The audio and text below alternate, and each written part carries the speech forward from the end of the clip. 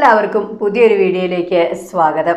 അങ്ങനെ ഹേമ കമ്മിറ്റിയുടെ റിപ്പോർട്ട് വന്നതിന് ശേഷം ഏത് സെലിബ്രിറ്റികളെ കണ്ടാലും ആരെ കണ്ടാലും എല്ലാവരും ചോദിക്കുന്നത് ഹേമ കമ്മിറ്റിയെക്കുറിച്ചുള്ള റിപ്പോർട്ടിനെ കുറിച്ചാണ്. എല്ലാവർക്കും അഭിപ്രായം എന്താണ്, നിങ്ങൾ എന്താണ് പറയാൻ ഉദ്ദേശിക്കുന്നത്, അങ്ങനെയുള്ള കാര്യങ്ങൾ ചോദിക്കുമ്പോൾ അപ്പോഴും നമ്മുടെ ശ്രദ്ധ പോകുന്നത് WCCയിലേക്കാണ്. ഇപ്പോൾ പറഞ്ഞ് കൊച്ചിനെ കുളിപ്പിച്ച് കൊച്ചില്ലാണ്ടായി എന്ന് പറഞ്ഞതുപോലെ പ്രശ്നം മൊത്തം ഇപ്പോൾ WCCയുടെ ഭാഗത്തായോ എന്ന് ചിന്തിക്കേണ്ടിയിരിക്കുന്നു. ഇപ്പോൾ അവർ തന്നെ പ്രശ്നം ഉണ്ടാക്കി, അവർ തന്നെ പ്രശ്നക്കാരായി, അവർ തന്നെ കുറ്റക്കാരായി മാറുന്ന തരത്തിലേക്കാണ് ഇപ്പോഴത്തെ ചർച്ച മുന്നോട്ട് പോയിക്കൊണ്ടിരിക്കുന്നത്. WCC എന്ന് പറയുന്നത് ഫെമിനിസ്റ്റുകളുടെ മാത്രം ഒരു സംഘടനയായി മാറിയോ എന്ന് തന്നെ സംശയിക്കേണ്ടിയിരിക്കുന്നു. ഇതേ സമയത്ത് തന്നെ അഖിൽ മാരാറിൻ്റെ വാക്കുകളും ശ്രദ്ധേയമാകുകയാണ്, ചർച്ച ചെയ്തുകൊണ്ടേയിരിക്കുകയാണ്. അത് തള്ളിക്കളയാനും പറ്റില്ല, അത്രയ്ക്ക് കാര്യമായിട്ടാണ് അദ്ദേഹം സംസാരിക്കുന്നത്. അപ്പോൾ അദ്ദേഹം പറയുന്നത് ഇതാണ്, ഈ ഹേമ കമ്മിറ്റിയുടെ റിപ്പോർട്ട് വന്നു, ഈ റിപ്പോർട്ട് എല്ലാവർക്കും കൺഫ്യൂഷൻ തരുന്നതല്ലേ, ഇതിനകത്ത് പുതുമയായിട്ട് എന്താണ് അവർ കൊണ്ടുവന്നിരിക്കുന്നത്, ഇത് എല്ലാ മേഖലയിലും ഉള്ള പ്രശ്നം തന്നെ അവർ വീണ്ടും റിപ്പോർട്ട് ചെയ്ത് പറയുന്നു എന്നല്ലേ ഉള്ളൂ, എന്താണ് വ്യത്യസ്തമായിട്ട് അവർ കൊണ്ടുവന്നിരിക്കുന്നത്, ഇതെന്നും മുൻകാലങ്ങളിലും ഇപ്പോഴും ഒക്കെ ആൾക്കാരുടെ ഇടയിൽ ചർച്ചയായ കാര്യങ്ങൾ വീണ്ടും അവർ റിപ്പോർട്ടിലൂടെ അറിയിച്ചിട്ട് എന്താണ് കാര്യം, വ്യത്യസ്തമായിട്ട് അവരെന്താണ് കൊണ്ടുവന്നിരിക്കുന്നത്, എന്താണ് പറയാൻ ആഗ്രഹിക്കുന്നത്, അങ്ങനെ ഒരു വ്യത്യസ്തമായിട്ടൊരു കാര്യം അതിനകത്തില്ല. എല്ലാ മേഖലയിലും സംഭവിക്കുന്ന കാര്യങ്ങളെ വീണ്ടും പറയുന്നു, അത്രയേ ഉള്ളൂ. അതോടൊപ്പം തന്നെ അദ്ദേഹം കൂട്ടിച്ചേർക്കുകയാണ്, ഇത് ഏത് കാലഘട്ടത്തിലെ ആൾക്കാരൊക്കെയാണ് ഇത് സംഭവിച്ചിരിക്കുന്നത്. ശാരദ ഹേമ കമ്മിറ്റിയിലെ ഒരു മെമ്പറായിരുന്നു. അപ്പോൾ 80 കാലഘട്ടങ്ങളിലെ നടികൾക്കാണോ, 90 കാലഘട്ടങ്ങളിലെ നടികൾക്കാണോ, അതോ ഈ ജനറേഷനിലെ നടികൾക്കാണോ ഇങ്ങനത്തെ പ്രശ്നങ്ങൾ ഉണ്ടായിരിക്കുന്നത്? അത് അഖിൽമാരെ എടുത്തു പറയുന്നുണ്ട്. നടികൾക്ക് മാത്രമല്ല നടന്മാർക്കും പ്രശ്നങ്ങൾ ഉണ്ടായിട്ടുണ്ട്, ഇവരെ മാറ്റി നിർത്തിയിട്ടുണ്ട് പലതിൻ്റെയും പേരിൽ. അപ്പോൾ ഇങ്ങനെയുള്ളതൊക്കെ നടക്കുന്നത് ഏത് കാലഘട്ടത്തിലാണ് എന്ന് പറഞ്ഞിരുന്നെങ്കിൽ കുറച്ചുകൂടെ നമുക്ക് ക്ലാരിറ്റി വന്നേനെ. ഇത് യാതൊരു ക്ലാരിറ്റിയും തരാത്ത രീതിയിലാണ് ഇപ്പോൾ ഈ റിപ്പോർട്ട് സമർപ്പിച്ചിരിക്കുന്നത് എന്നാണ് അഖിൽമാരാരുടെ അഭിപ്രായം. അതോടൊപ്പം അദ്ദേഹം കൂട്ടിച്ചേർക്കുന്ന മറ്റൊരു കാര്യം എന്തെന്ന് വെച്ചാൽ, WCCയിൽ 56 പേരടങ്ങുന്ന ഒരു സംഘടനയാണ്. ഇതിനകത്ത് ഈ 56 പേരുടെ മാത്രം മൊഴികളാണോ ഇവരെടുത്തിരിക്കുന്നത്, അതോ മറ്റ് നടിമാരുടെ മൊഴികളും, അതായത് ഈ കാലഘട്ടത്തിലുള്ള 1000-ഓളം നടിമാരുണ്ട്, അവരുടെ എല്ലാം മൊഴികൾ എടുത്തിട്ടുണ്ടോ ഇല്ലയോ, ആർക്കൊക്കെയാണ് ഇങ്ങനത്തെ പ്രശ്നങ്ങൾ ഉണ്ടായത്? അപ്പോൾ അഖിൽമാരാർ പറയുന്നത് കാര്യം എന്താണെന്ന് വെച്ചാൽ, പുള്ളി ഒരു സിനിമ സംവിധാനം ചെയ്ത ഒരാളാണ്. അപ്പോൾ ഈ കാലഘട്ടത്തിൽ അങ്ങനത്തെ മൂത്രം ഒഴിക്കാൻ പോലും പോകാൻ പറ്റത്തില്ല, അല്ലെങ്കിൽ അതിനുള്ളൊരു സൗകര്യം ഇല്ല എന്ന് പറയുന്നത് കേട്ടു. അപ്പോൾ അങ്ങനത്തെ ഈ കാലഘട്ടത്തിൽ അങ്ങനെ തന്നെ വരാൻ സാധ്യതയുണ്ടോ എന്ന് നിങ്ങൾ ചിന്തിച്ച് നോക്കൂ എന്നാണ് അദ്ദേഹം പറയുന്നത്.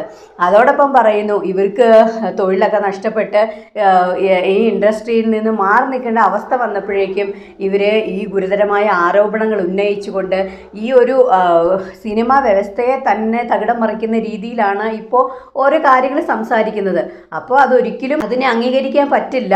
പിന്നെ അതുമല്ല, ഇങ്ങനെ പ്രശ്നങ്ങൾ ഉണ്ടായിട്ടുണ്ട് എങ്കിൽ അവർ തന്നെ ഓപ്പൺ അപ്പായിട്ട് പറയണം എന്താർക്കാണ് ഏത് രീതിയിലാണ് പ്രശ്നം, എന്നാലാണ് അത് പരിഹരിക്കപ്പെടേണ്ടത്. ഇത് ഒരു രീതിയിലും ആരുടെ പേരും പറഞ്ഞിട്ടില്ല, ഒന്നും പറഞ്ഞിട്ടില്ല, ചുമ്മാ ഒരു റിപ്പോർട്ട് കൊണ്ട് സമർപ്പിച്ചു കഴിഞ്ഞാൽ അതിനെതിരെ പ്രതികരിക്കുന്നത് പറഞ്ഞാൽ അതെങ്ങനെയാണ് പ്രതികരിക്കുക എന്നാണ് അദ്ദേഹം ചോദിക്കുന്നത്. മറ്റൊരു കാര്യം എടുത്തു പറയേണ്ടത്, ഇപ്പോൾ പാർവതി തിരുവോത്ത് പറഞ്ഞിരുന്നു, ഞങ്ങൾ അവരുടെ പേരുകൾ പറഞ്ഞിട്ടുണ്ടെങ്കിൽ അവർക്ക് ഞങ്ങൾക്ക് ഒരുപോലെ നീതി കിട്ടുമോ എന്ന് ചോദിക്കുന്നുണ്ട്. അതിന് മറുപടിയായിട്ട് അഖിൽമാരാർ പറയുന്നത് ഇതാണ്, അപ്പോൾ പാർവതി തിരുവോത്ത് നിയമവ്യവസ്ഥയെ വെല്ലുവിളിക്കുന്ന തരത്തിലല്ലേ ഈ ചോദ്യങ്ങളൊക്കെ ചോദിക്കുന്നത് എന്ന് ചോദിക്കുമ്പോൾ അഖിൽമാരാർ എടുത്തു പറയുകയാണ്, ഈ പാർവതി തിരുവോത്ത് എന്ന് പറയുന്ന നടി മേടിക്കുന്ന പ്രതിഫലം, ഇവർ സമത്വം വേണമെന്നാണല്ലോ പറയുന്നത്, ഞങ്ങൾക്ക് സമത്വം ഇല്ല എന്ന് പറയുമ്പോൾ ഈ പാർവതി തിരുവോത്ത് മേടിക്കുന്ന അതേ സാലറി അവരുടെ ജൂനിയർ ആർട്ടിസ്റ്റിന് കൊടുക്കാൻ അവർ സമ്മതിക്കുമോ, അല്ലെങ്കിൽ ആ ജൂനിയർ ആർട്ടിസ്റ്റിന് ആരെങ്കിലും കൊടുക്കുമോ? ഇപ്പോൾ പാർവതി തിരുവോത്ത് എന്ന ജൂനിയർ ആർട്ടിസ്റ്റിന് കൊടുക്കുന്ന സാലറി എനിക്കും മതി എന്ന് പറയുമോ എന്ന് പറയണം. അപ്പോൾ അത് നമ്മൾ ചിന്തിക്കേണ്ടിയിരിക്കുന്നു. ശരിയല്ലേ പുള്ളി പറയുന്നത്? അതോടൊപ്പം പുള്ളി എടുത്തു പറയുകയാണ്, മമ്മൂട്ടിക്കും മോഹൻലാലിനും കിട്ടുന്ന അതേ പ്രതിഫലം പാർവതിക്ക് കിട്ടണമെന്ന് പറഞ്ഞാലും നടക്കത്തില്ല. പിന്നെ ഇപ്പം നയൻതാരേനെ എടുത്തു വയ്ക്കും, നയൻതാര ഇങ്ങോട്ട് വന്നു കഴിഞ്ഞിട്ടുണ്ടെങ്കിൽ ഇവിടെ ഒരു മുൻനിര നടന് കിട്ടുന്നതിനെക്കാട്ടി പ്രതിഫലം അവർക്കുണ്ട്.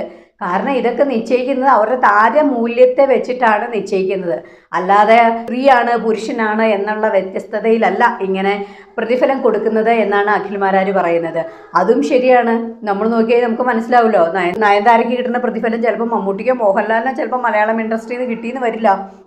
അവർക്ക് അത്ര താരമൂല്യമുള്ള നടിയാണ്, അവർ അത്ര പ്രതിഫലം മേടിക്കുന്ന ആളുമാണ്. അപ്പോൾ അതുകൊണ്ട് അതിൻ്റെ ഒരു വ്യത്യസ്തത മനസ്സിലാക്കിക്കൊള്ളണം. അപ്പം ഇതൊന്നും മനസ്സിലാക്കാതെ എപ്പോഴും ആണുങ്ങളുടെ നെഞ്ചത്തേക്ക് കയറാൻ എന്താണ് മാർഗം എന്ന് നോക്കി മാത്രം ഇരിക്കുകയാണ് എന്നാണ് അഖിൽമാരാർ പറയുന്നത്.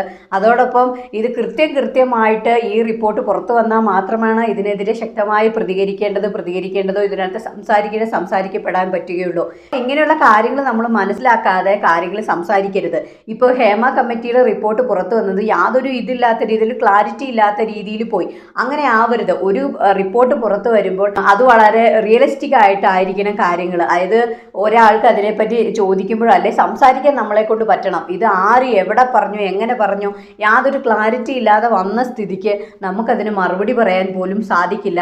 ഇപ്പം അതിന് മറുപടി പറയണമെങ്കിൽ തന്നെ ഇത് ക്ലിയർ ആയിട്ടുള്ള ഒരു റിപ്പോർട്ടും ആയിരിക്കണം. ഇത് ഇപ്പം ചായക്കടയിൽ ഇരുന്ന് സാധാരണ ആൾക്കാർ വെറുതെ ഇരുന്ന് സംസാരിക്കുന്ന പോലത്തെ ഒരു റിപ്പോർട്ടായിപ്പോയി. അത്രയ്ക്ക് വിലയില്ലാത്ത രീതിയിലേക്ക് ആ റിപ്പോർട്ട് താഴ്ന്നു പോയി എന്നാണ് അഖിൽമാരാരുടെ അഭിപ്രായം. അത് തന്നെയാണ് നമ്മൾ ചിന്തിക്കുമ്പോൾ നമുക്ക് മനസ്സിലാകുന്നത്. യാതൊരു ക്ലാരിറ്റി ഇല്ലാതെ ആയിപ്പോയി. ഇപ്പം WCCയിലുള്ള ആൾക്കാർക്ക് തന്നെ തിരിച്ചടി ആയിരിക്കുകയാണ്. ഇപ്പോൾ ചുരുക്കത്തിൽ അവർ തന്നെ ഓരോ പ്രശ്നം പരിഹരിക്കാൻ വേണ്ടിയിട്ട് മുമ്പോട്ട് വന്നിട്ട് അവർക്കെതിരെ തിരിച്ചടി ആകുന്ന രീതിയിലേക്ക് ഇത് മാറിയിരിക്കുകയാണ്.